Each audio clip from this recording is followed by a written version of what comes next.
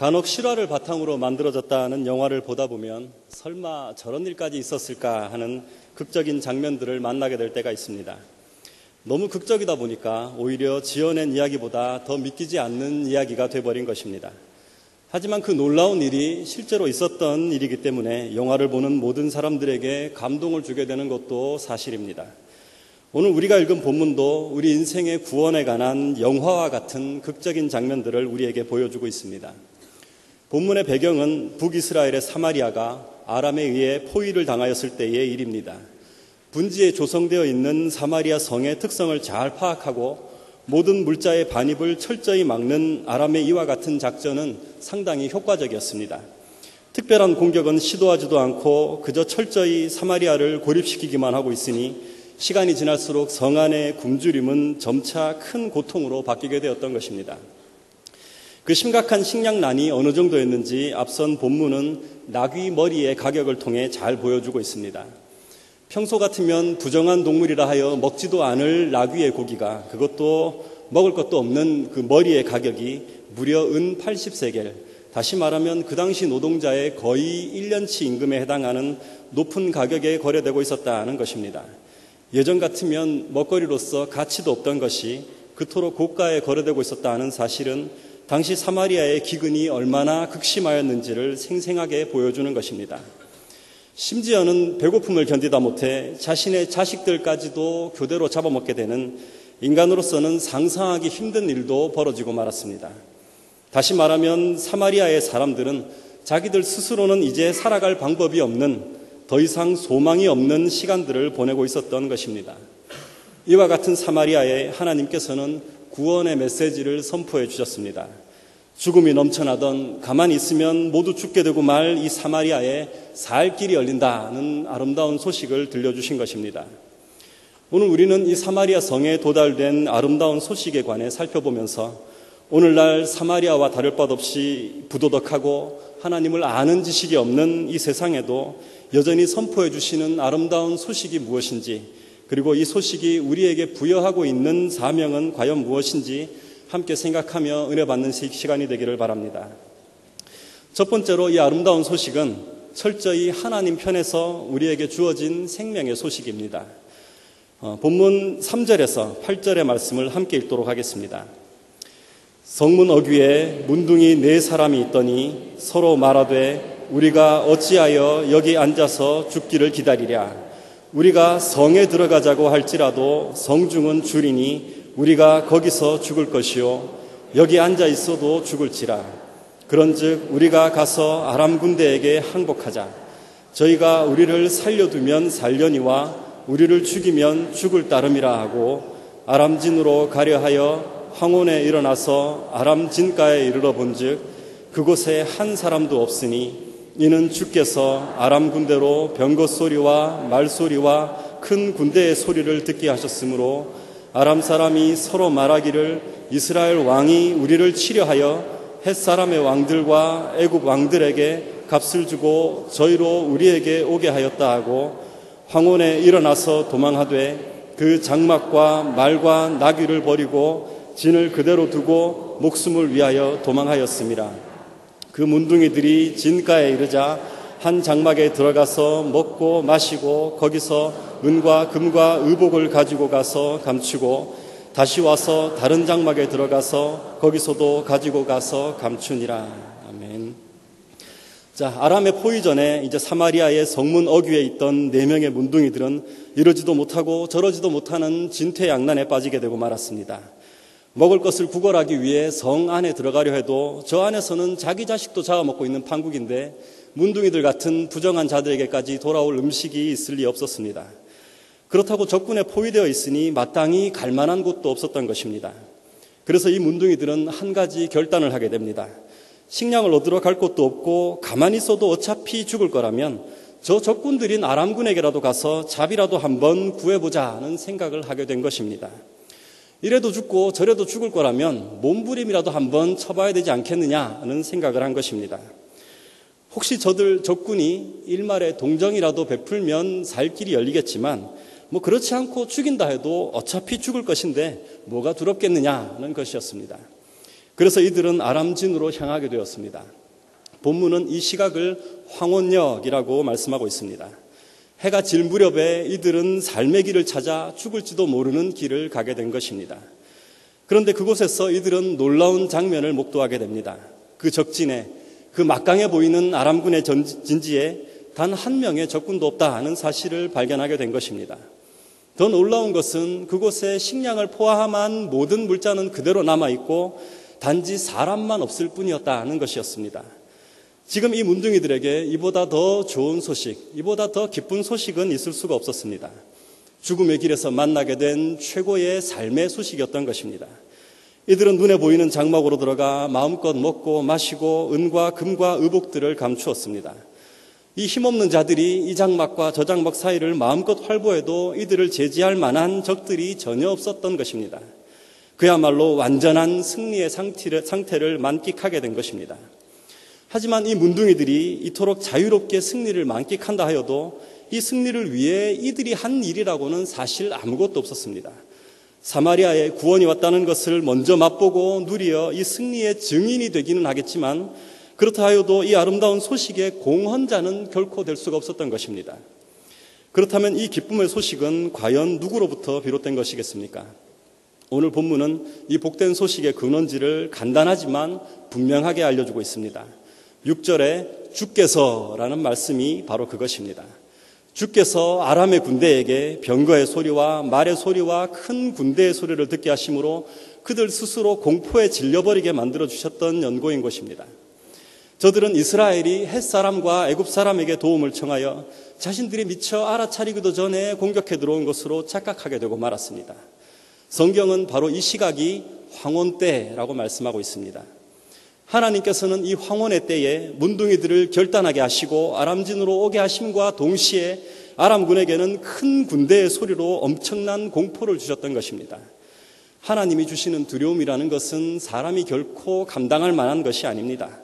이들은 도망하되 얼마나 다급하였던지 내가 말을 타고 도망해야 되겠다라는 생각조차도 하지 못하고 말도 버리고 나귀도 버리고 옷도 제대로 갖춰 입지 못하고 황급히 도망하게 되고 말았던 것입니다.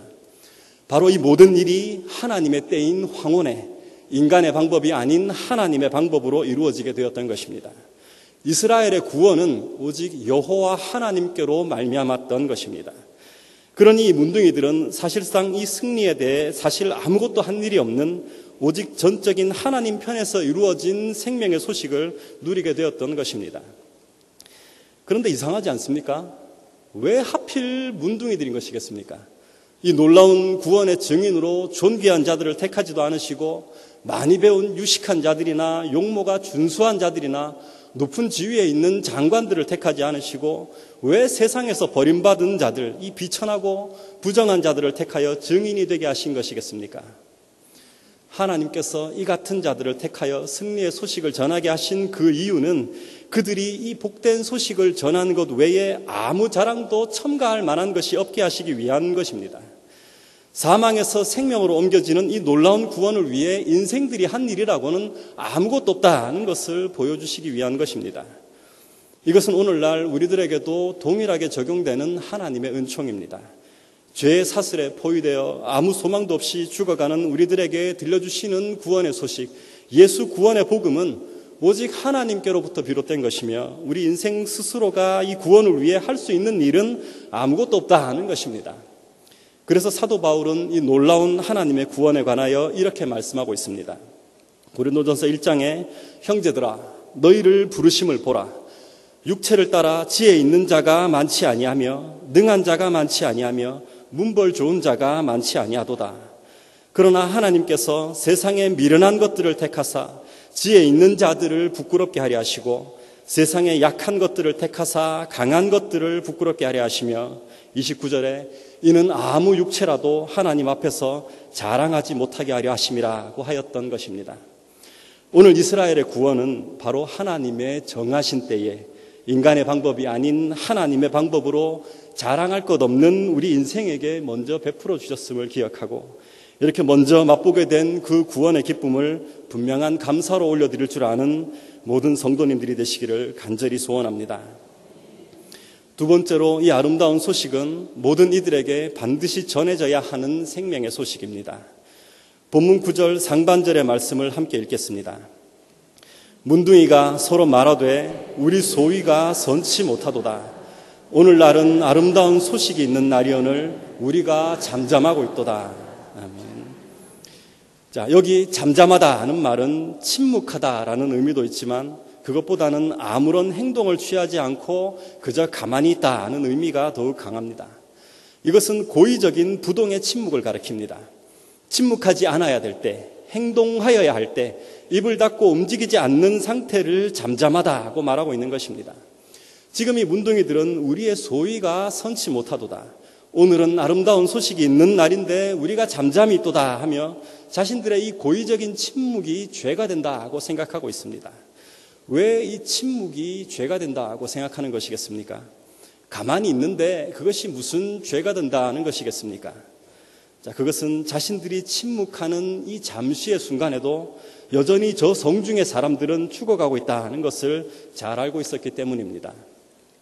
먼저 이 구원을 맛보고 누리게 된 이후에는 저 성중의 사람들이 굶어 죽는 그 죽음에 대해서 나는 모르는 일이고 내 책임은 없다라고 발뺌할 수 없게 되었다는 것을 이제 깨닫게 되었기 때문인 것입니다.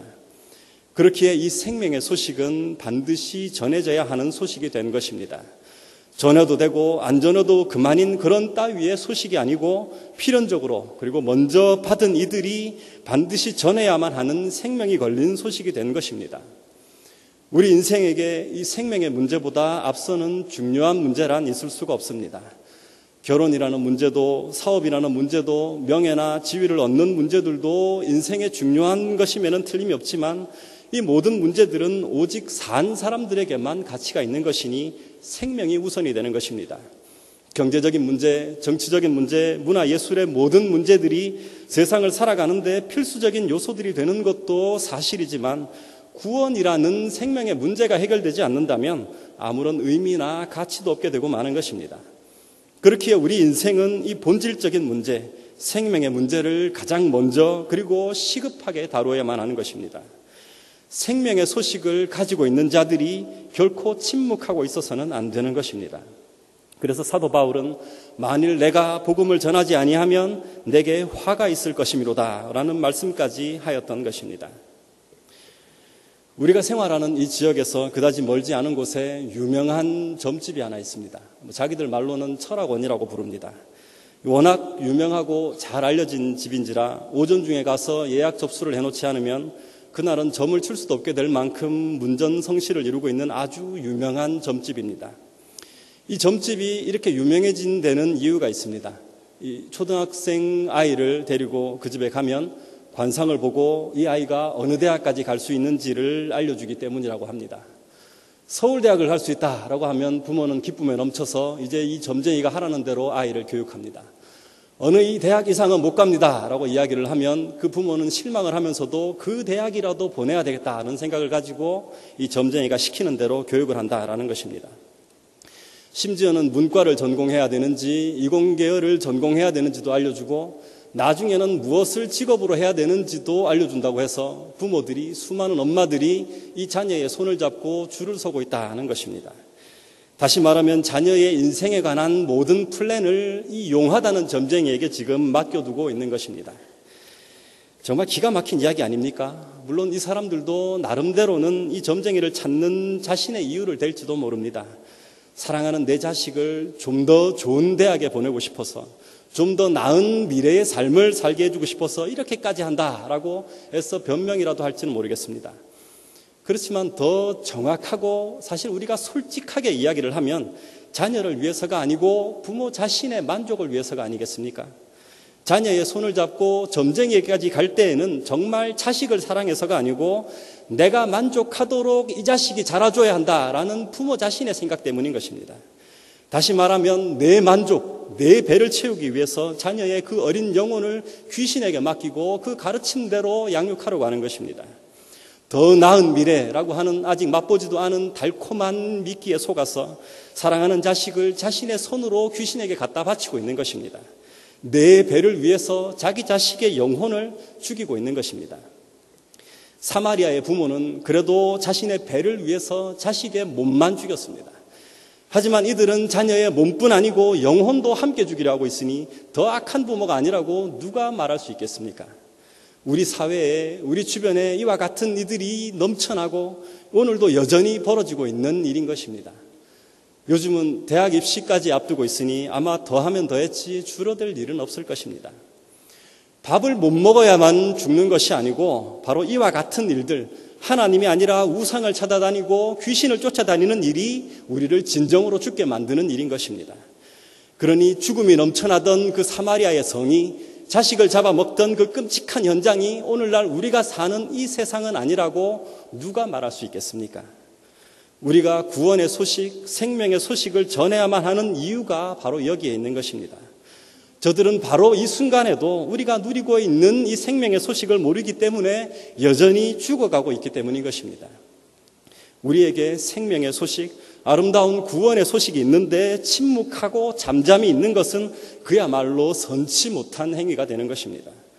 오늘날은 우리에게 아름다운 소식이 있는 날이오늘 결코 잠잠히 있어서는 안 되는 것입니다.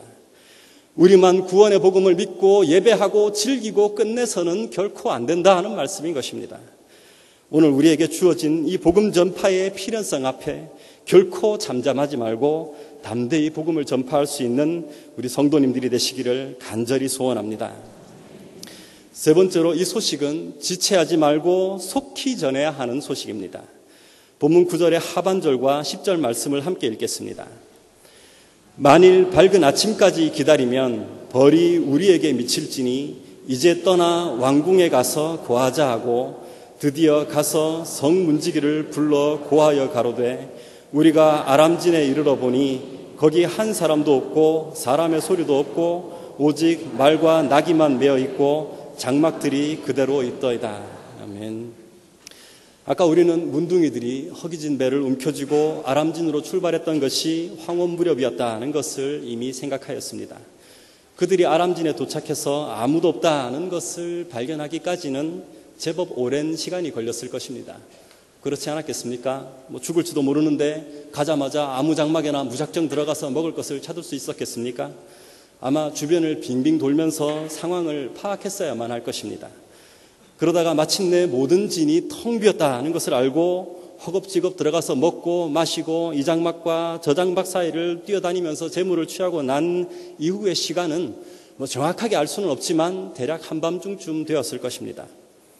오랜 굶주림 끝에 신나게 먹고 마시고 흥에 겨워서 한밤중이 되도록 이 장막 저 장막을 뛰어다녔으니 그 포만함과 졸음이라는 것은 그들을 무척 피곤하게 만들었을 것입니다. 그러니 이제 내가 좀 살만하니 좀 누워 쉬자라고 해야 정상이었을 것입니다. 하지만 이들은 자신의 피곤에도 불구하고 이대로 잠들어서는 안 된다는 사실을 깨닫게 되었습니다.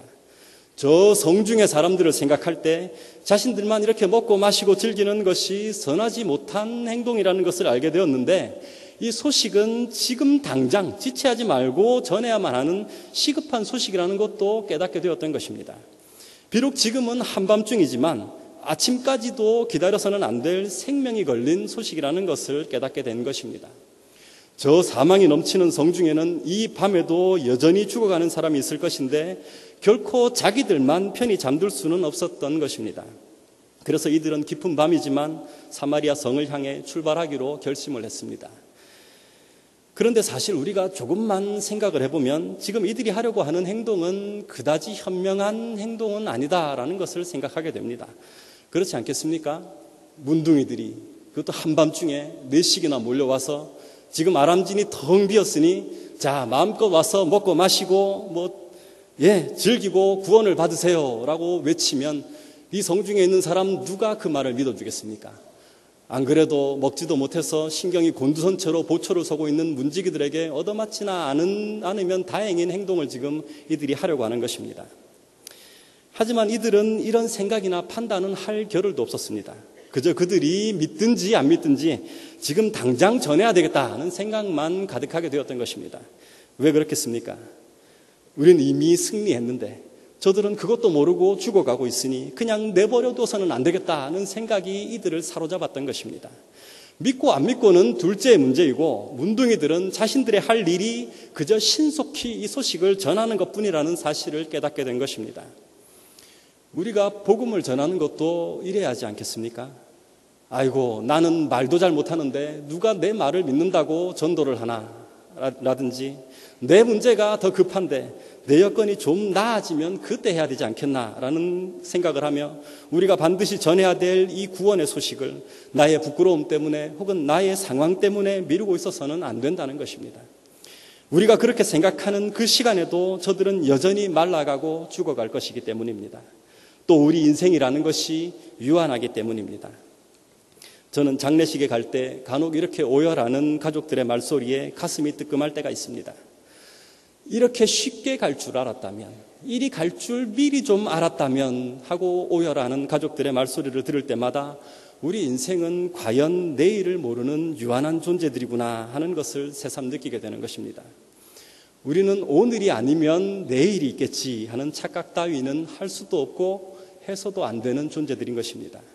그러니 우리는 내 가슴에 품은 태신자가 내일 아침이 없을 수도 있다는 것을 기억하고 전해야 하는 것입니다.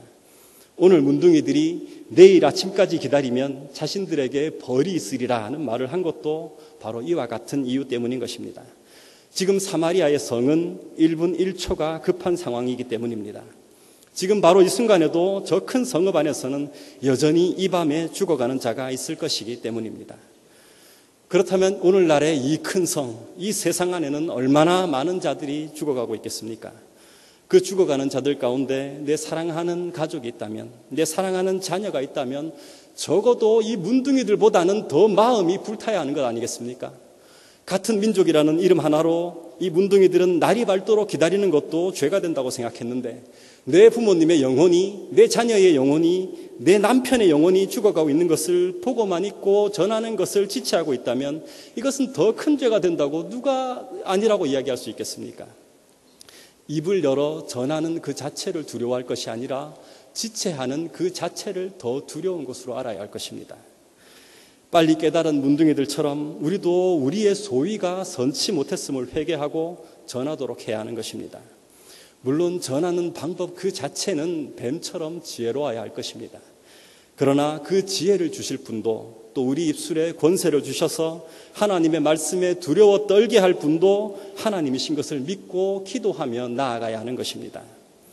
그럼으로써 우리 마음의 태신자들이 또 가족들이 내 사랑하는 모든 자들이 우리의 입술을 통해 주님을 만나고 함께 구원의 길로 나아오게 되는 복을 만나게 되시기를 간절히 소원합니다.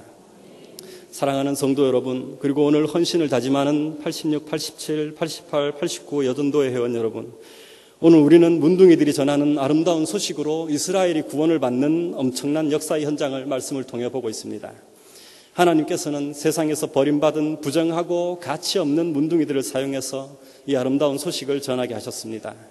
그들을 사마리아의 구원을 위한 증인으로 사용하셨던 것입니다. 그렇다면 오늘 이 세상이라고 하는 큰 성의 구원을 위해 보내시는 하나님의 증인들은 누가 되어야 하는 것이겠습니까? 구원받아야 할 만한 아무런 이유도 가치도 없으면서 먼저 이 복된 소식을 누리고 있는 우리 자신들이어야 하지 않겠습니까? 이제 우리도 저들처럼, 문둥이들처럼 두려움 없이 입을 열어야만 하는 것입니다. 사랑하는 이웃이, 가족이, 내 자녀가 영적으로 굶어 죽어가는 것을 지켜만 보고 있어서는 결코 안 되는 것입니다. 이것이 예수 구원의 십자가와 부활의 현장을 믿음으로 목격한 자가 반드시 가져야 하는 당연한 자세인 것입니다. 결코 머뭇거릴 수도 없고 지체해서도 안 될 화급한 소식입니다. 지금 이 시간에도 저들은 여전히 죽어가고 있기 때문인 것입니다. 그러니 기도로 힘을 얻고 속히 우리의 입술을 열어 이 아름다운 복음의 소식, 예수 구원의 소식, 사망이 물러가 버리는 소식을 전하야만 하는 것입니다. 그럼으로써 우리의 사랑하는 자들을 사망에서 생명으로 나아오도록 만들고야만 하는 경향의 모든 성도님들이 되시기를 간절히 소원합니다.